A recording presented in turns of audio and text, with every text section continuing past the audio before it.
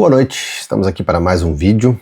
Esse vídeo não tinha sido planejado, mas olhando aqui os comentários no meu último vídeo, teve algumas pérolas, entre essa aqui que é impossível deixar passar. Eu resolvi pegar esse comentário aqui e dar uma reagida a ele, porque assim, ele resume bem a maior parte dos críticos do Adventismo. A gente bem que tenta levar a sério as objeções ao Adventismo, a gente gasta tempo para explicar, para demonstrar os fundamentos da nossa fé, ainda que a pessoa discorde, né? Há espaço para discordância, ninguém concorda 100% em tudo, né? Mas há indivíduos assim que você lê os comentários e você pensa, cara, da onde que surgiu uma coisa dessa? Será que a pessoa tá brincando? Será que é uma pegadinha? O que que é? Tá? E eu vou mostrar o comentário dele aqui na tela. O nome dele é Douglas Araújo 1550. Ele fez esse comentário no último vídeo que eu postei, em que eu falo sobre o desenvolvimento da interpretação escatológica adventista com relação à Babilônia e às filhas de Babilônia. E os críticos desinformados ou mal intencionados, né, acusam a Igreja Adventista de ter inventado essa aplicação de Babilônia como a Igreja Católica Romana e das filhas de Babilônia como as igrejas protestantes apostatadas. Na verdade, como todas as outras igrejas, supostamente só a Igreja Adventista é a única que será salva e todas as outras igrejas são prostitutas, são pagãs, são heréticas e blá blá blá. E ele fez esse comentário aqui nesse vídeo que eu postei. Um comentário assim exclusivo sobre Ellen White. Eu achei que ele poderia ter comentado, né, alguma coisa sobre o vídeo que eu postei, sobre o assunto em pauta no vídeo, né? Ele poderia talvez ter trazido alguma fonte, alguma base ali para refutar o que eu falei no vídeo, mas ele preferiu apenas ficar falando um monte de coisa sobre Ellen White ali. Só que é interessante, algumas dessas coisas aqui você vê que se repetem aí em alguns vídeos anti-adventistas e vale a pena a gente analisar aqui e responder algumas dessas coisas aqui.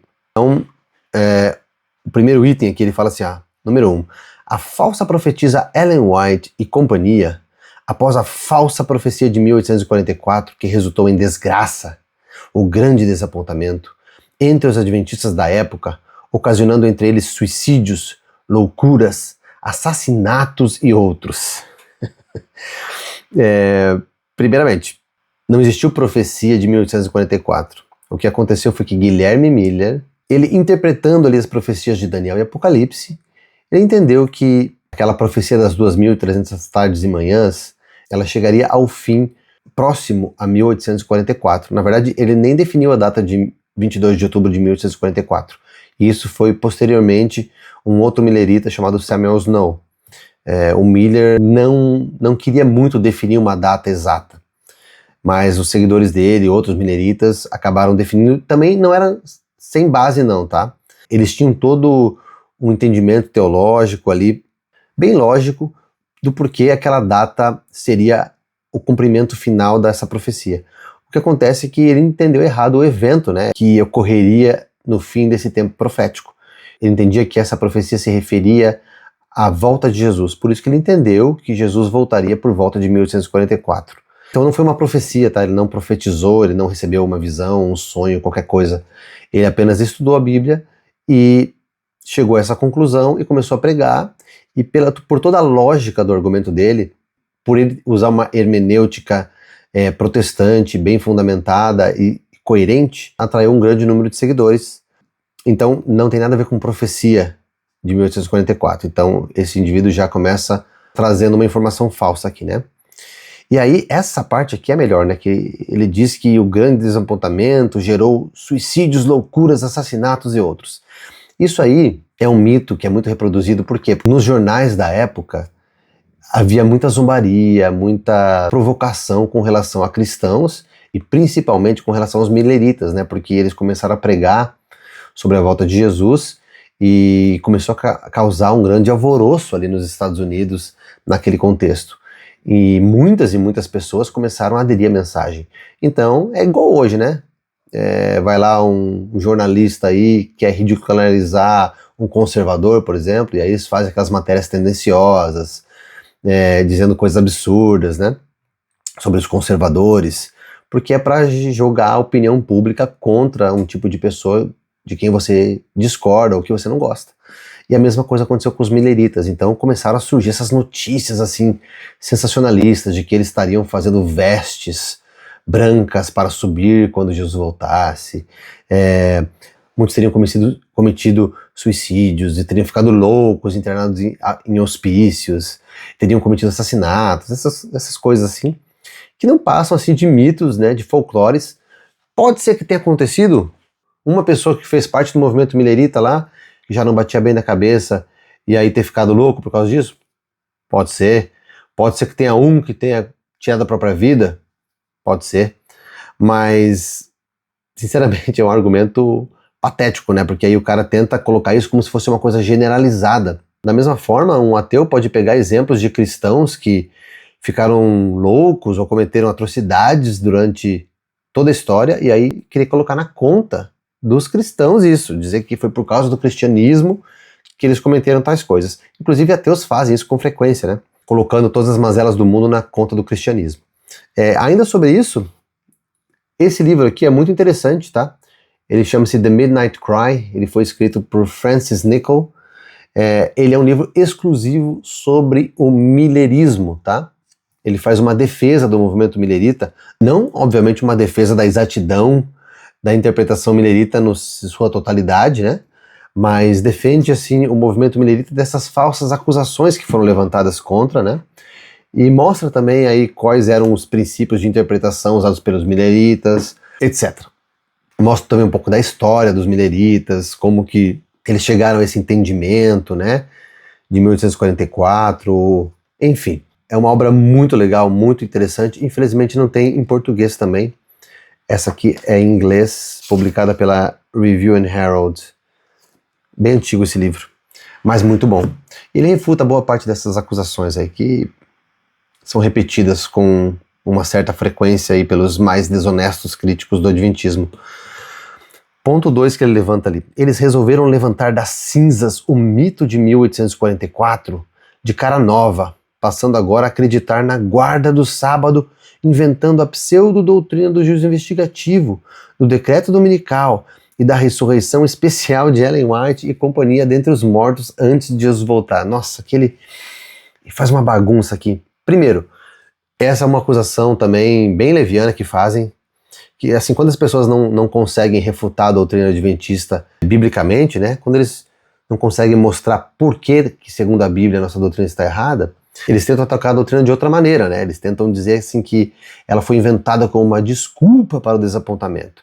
Da mesma forma que os incrédulos e anticristãos, eles dizem que essa ideia da ressurreição de Cristo foi uma invenção, né? Porque ali Cristo era apenas uma pessoa comum que dizia ser o Messias e que aí ele tentou fazer uma revolução e não conseguiu e aí foi morto. E aí os seguidores dele, para não assumir que eles seguiram um falsário, uma pessoa qualquer, eles roubaram o corpo de Jesus da tumba, né? Inventaram que ele ressuscitou. Essa é a acusação. É o mesmo nível de acusação que se faz contra a doutrina do juízo investigativo. A pessoa não quer levar em conta as evidências, não quer estudar a doutrina, não quer ver a base bíblica. Ela simplesmente fala, foi uma desculpa para o desapontamento, na esperança de que outras pessoas não investiguem e realmente achem que foi assim que aconteceu. E aí ele coloca como se, em decorrência disso, eles passaram a acreditar na guarda do sábado, no decreto dominical e ressurreição especial de Ellen White. Isso não tem nada a ver com a questão de 1844 e do desapontamento. Guarda do sábado se desenvolveu, não foi nem com Ellen White, né? Foi com uma batista do sétimo dia que pregou essa mensagem para um pastor milerita, e esse pastor milerita pregou para Joseph Bates, que era um dos pioneiros do Adventismo. Joseph Bates que formulou uma teologia do sábado na igreja adventista, e ele que teve que convencer Ellen White e Tiago White a respeito da doutrina do sábado. Então Ellen White nem mesmo cria no sábado, ela achava que não tinha muita importância, e foi só após Joseph Bates insistir com eles e fazer um estudo bíblico com eles que eles se convenceram da doutrina do sábado. O juízo investigativo não foi nem Ellen White, né?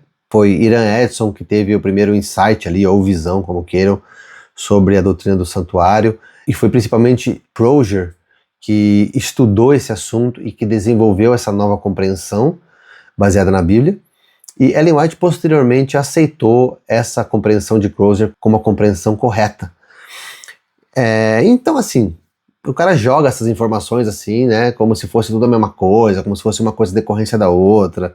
E assim, sempre alegações, né, alegações assim, é isso, mas o cara nunca prova nada do que ele fala, né? Ponto 3. Essa organização religiosa whiteana. Primeiro, vamos parar por aqui. Whiteana, ele dá a entender que toda a organização adventista, o começo do movimento, girava em torno de Ellen White, da figura de Ellen White. Cara, isso é um desconhecimento completo da história adventista. Primeiro que Ellen White, ela era uma das pioneiras do adventismo, mas a principal nem era ela, era Tiago White e Joseph Bates. Joseph Bates ainda mais, porque ele foi o primeiro sistematizador de doutrinas do adventismo. E o dom profético em Ellen White, ele foi uma coisa progressiva dentro do adventismo, e ele nunca foi unanimidade, principalmente no começo do movimento. Ellen White era muito questionada entre os próprios adventistas, né? Houve sempre muita resistência com relação ao dom profético de Ellen White, e só progressivamente, com o decorrer dos anos, das décadas, que a Igreja Adventista, após muita avaliação, foi realmente passando a aceitar oficialmente ali a doutrina dos dons espirituais, e principalmente nesse contexto o dom de profecia em Ellen White, tá? Então não foi uma coisa assim, não é assim uma organização religiosa whiteana, como ele quer colocar ali, né? E ele fala, após ser registrada em 1863 como a única arca da salvação, não foi registrada como a única arca da salvação, obviamente que não. A porta de entrada é a própria pessoa de Ellen White no ato do rebatismo e confissão a seu nome de ser a portadora do dom profético. Olha só. Ele diz que a porta de entrada é a própria pessoa de Ellen White. Com base em quê? Com base em quem? Quem que falou isso? Ellen White falou isso? Que ela é a porta de entrada?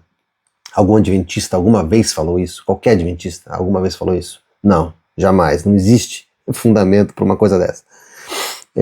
Aí ele fala, no ato do rebatismo e confissão a seu nome.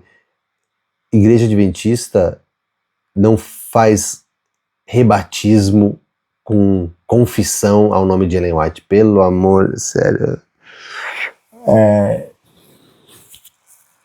É duro ter que ler um negócio desse e assim, tratar a pessoa com respeito, né? Mas vamos tentar. Primeiro, questão do rebatismo. Ninguém é obrigado a se rebatizar na Igreja Adventista, primeira coisa. Se a pessoa tem um batismo válido, que é um batismo por imersão, a pessoa não é obrigada a se rebatizar, ela pode fazer uma profissão de fé, tá?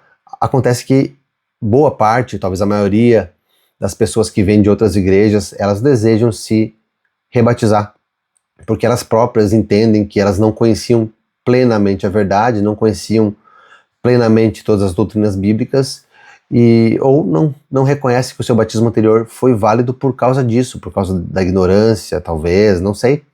Elas têm a opção de se batizarem ou de fazer uma profissão de fé.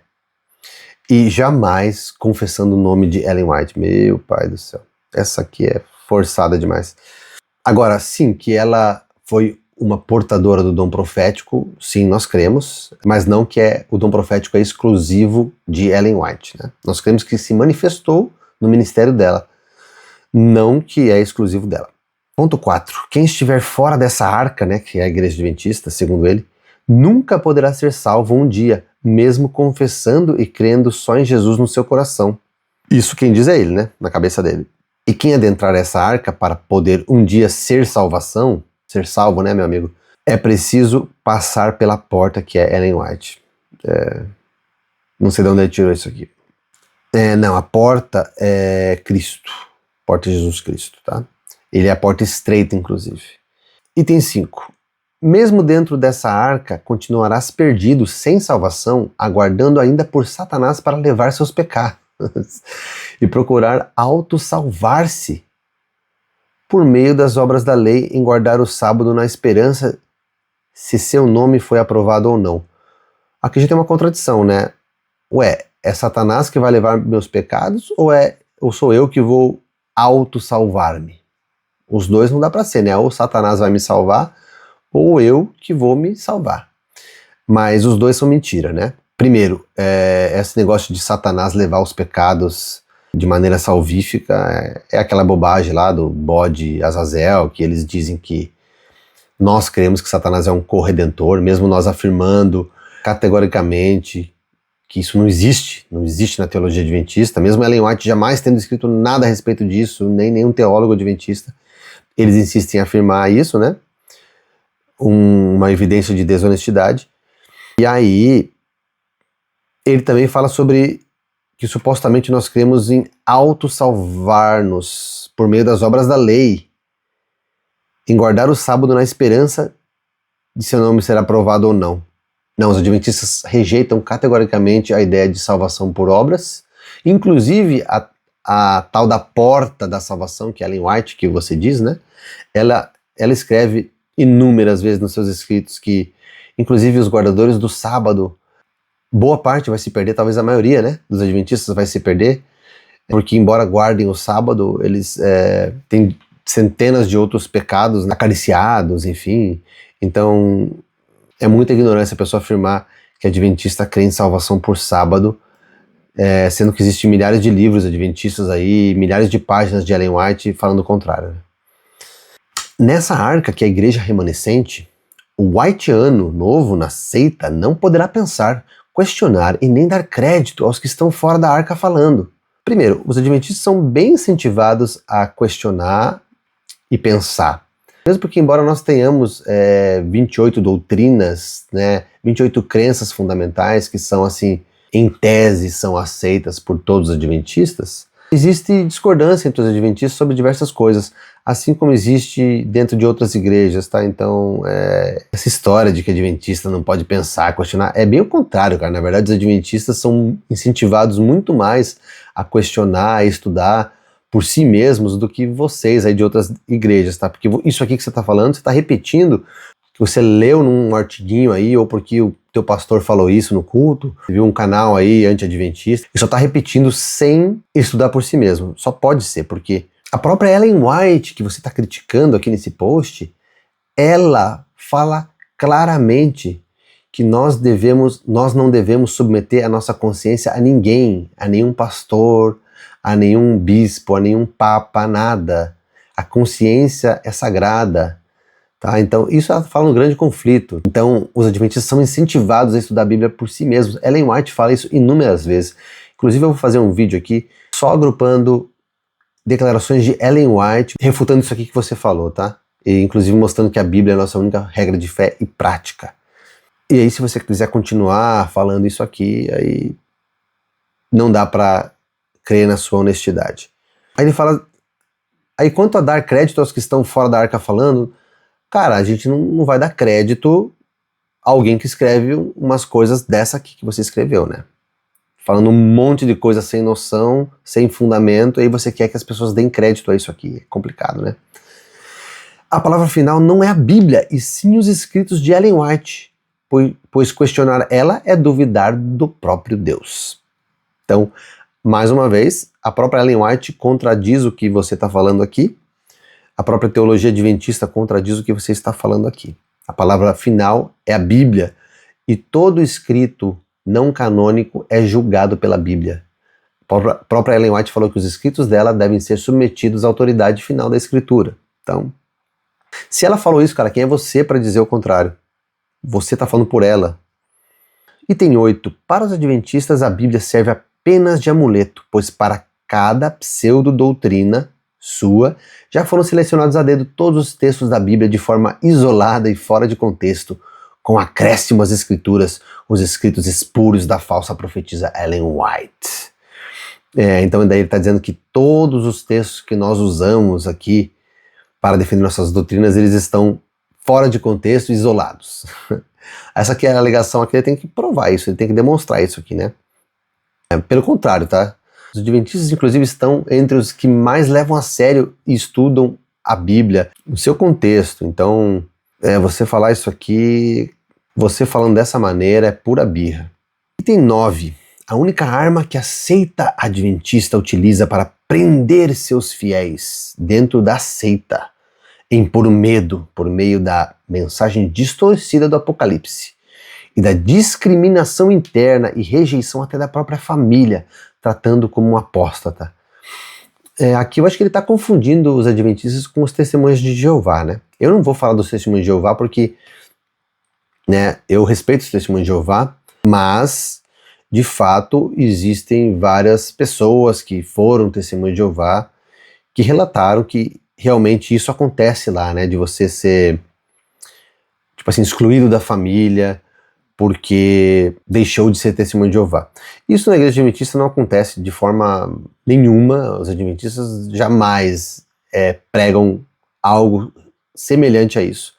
É óbvio que pode acontecer, né, gente? É normal acontecer em qualquer igreja. Se a pessoa, suponha que o cara é batista e o cara sai da igreja batista e ele fica só falando mal da igreja batista, atacando a fé da igreja batista, você acha que ele vai se dar bem com os parentes dele, que são batistas? Se os parentes dele são batistas e vivem a fé batista, levam a sério, são atuantes na igreja, você acha que eles vão ter uma boa relação?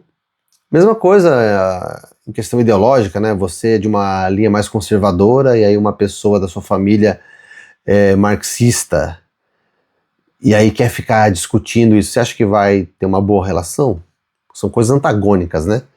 Pode acontecer casos de pessoas que saíram da igreja adventista e aí passaram a se dar mal com a família, mas isso não é ensinado na igreja adventista nem incentivado, tá? Então, do jeito que você está falando aqui, parece que é assim uma prática da igreja, o que é mentira. Com relação a impor medo por causa da mensagem distorcida do Apocalipse, cara, não, assim, quem tem medo do Apocalipse é porque não entende o Apocalipse, né? Tem aquelas imagens ali, né, da besta e o Armagedon e tudo mais. Esse argumento poderia ser usado contra qualquer igreja que prega o Apocalipse, né? Igrejas pentecostais, dispensacionalistas, que defendem futurismo, né? A gente também poderia criticar a visão deles do anticristo, dizer que é para gerar medo nas pessoas. Inclusive, futurismo é uma visão distorcida do Apocalipse, segundo a nossa visão. Mas nem por isso nós dizemos que os pentecostais estão querendo impor medo nas pessoas. Não, é apenas a interpretação deles. Você pode discordar da nossa interpretação do Apocalipse, mas dizer que ela é feita para impor medo nas pessoas. Item 10. Negar Ellen White é assinar sua sentença de morte. Cuidado, hein? Se você negar Ellen White, vai pra forca, hein?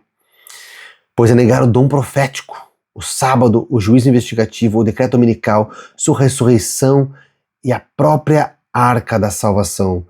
Cara, negar Ellen White não influencia em nada no dom profético, porque os dons espirituais não são restritos a Ellen White. Sábado não provém de Ellen White. Juízo investigativo não vem de Ellen White. Decreto dominical também não vem de Ellen White. Quem desenvolveu essa ideia de o sábado como sinal escatológico foi Joseph Bates, tá? Então, não funcionou aqui. E ressurreição, e sua ressurreição e a própria arca da salvação.